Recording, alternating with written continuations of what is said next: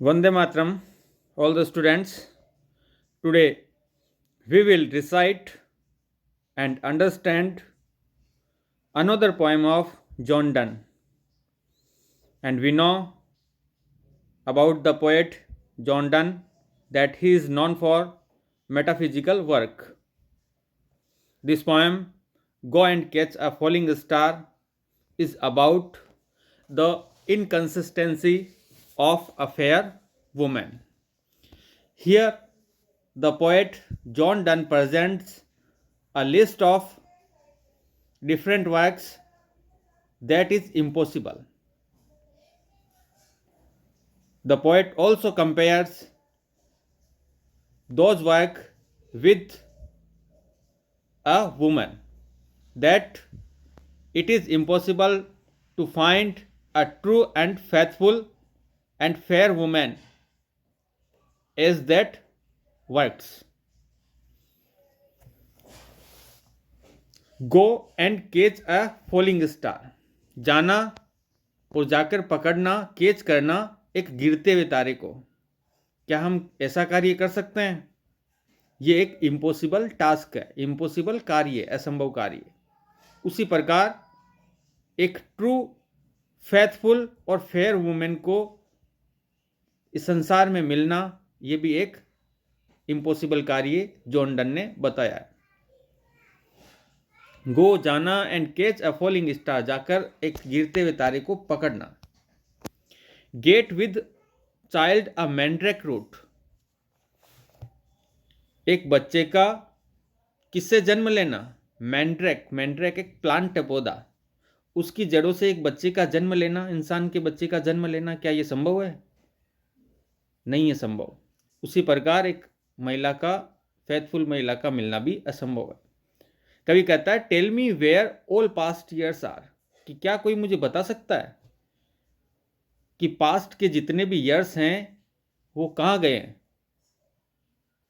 और who cleft the devil's foot, या कोई शैतान किधर से गुजरा और उसके जो पैर हैं उनको किसी ने क्लेफ्ट, चीरने का काम किया है।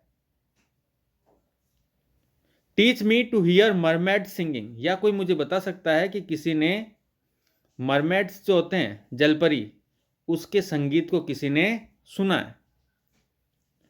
और to keep off envy's stinging, या कोई मुझे बता सकता है कि हम इंसान, मनुष्य, ईर्ष्या या जो जलन होती है उसको हम दूर रख सकते हैं।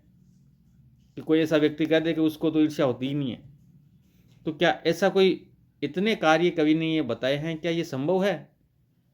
कवि कहता है कि जैसे ये कार्य संभव नहीं है, उसी प्रकार एक true, fair and faithful women का मिलना भी असंभव है।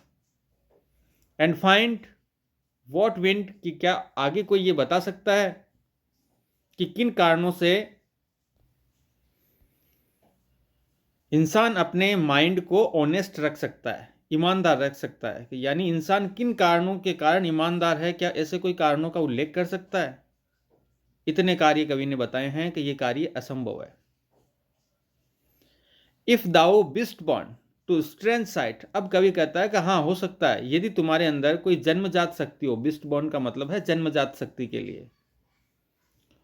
टू स्ट्रेंथ साइट, आपकी दृष्टि ऐसी है कि आप अजीब तरह की वस्तुओं को आसानी से अपनी आंखों के द्वारा पहचान लो।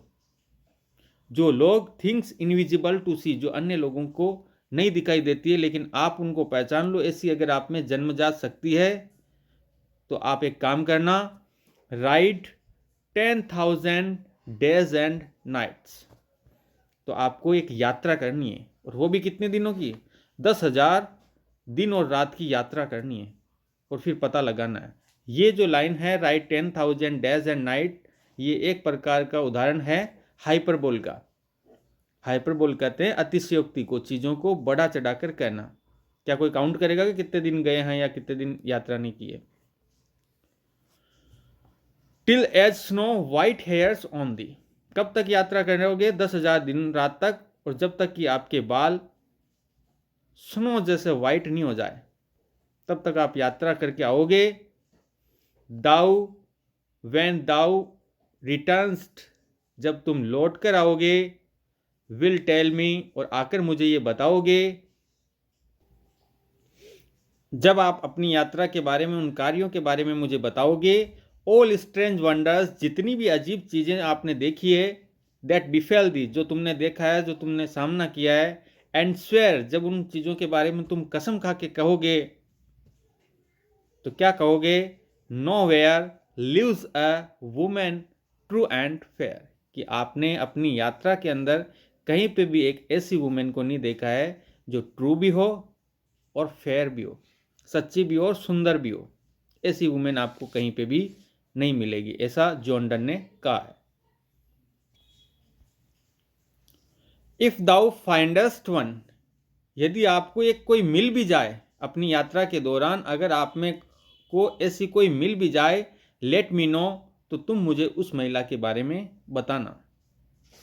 सच अ पिलग्रिमेज, इस प्रकार की जो यात्रा होगी, पिलग्रिमेज कहते हैं यात्रा को, धार्मिक यात्रा को, इस प्रकार की जो धार्मिक यात्रा होगी या यात्रा होगी, वह स्वीट, वो वाकई में एक मधुर होगी, कि आपने जो कार्य किया है वो आपका कार्य सफल रहा यात्रा का, अगर आपको ऐसी महिला मिल जाए।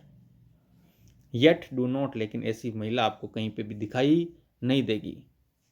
और मैं, आई वुड नॉट गो, मैं भी फिर क्यों जाऊंगा यात्रा पे।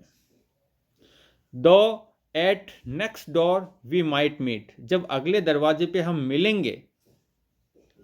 दो सी वर ट्रू, जब तक तो वो सत्य थी। वेन यू मीट हर, लेकिन जब तुम उससे मिलोगे।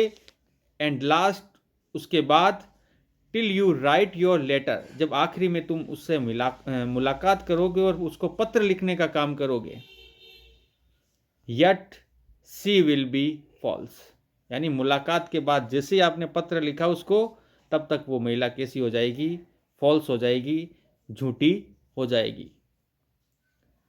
और कहते हैं बिफोर को, इससे पहले, आई कम, मैं आऊंगा, यानी तुम पत्र लिख के मेरे को बताओगी उस महिला के बारे में, या मैं आऊंगा उससे पहले ही। टू टू और थ्री, वो महिला कितने लोगों को धोखा दे चुकी होगी? 2 से 3 लोगों को धोखा पहले ही वो दे चुकी होगी। ऐसा इसमें go and catch a falling star के अंदर बताया है। Thank you.